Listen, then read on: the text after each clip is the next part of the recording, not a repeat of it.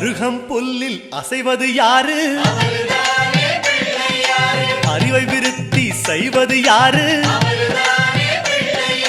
மண்ணை குழைத்தால் வருவது யாரு? மண்ணை காக்கும் சாமியும் யாரு? வெள்ளையருக்கில் உள்ளது யாரு? வெற்றி கொடுக்கும் நாயகன் யாரு? முன்னே வந்த சாமியும் யாரு? அவரும் வாழ்வது எங்கே கூறு?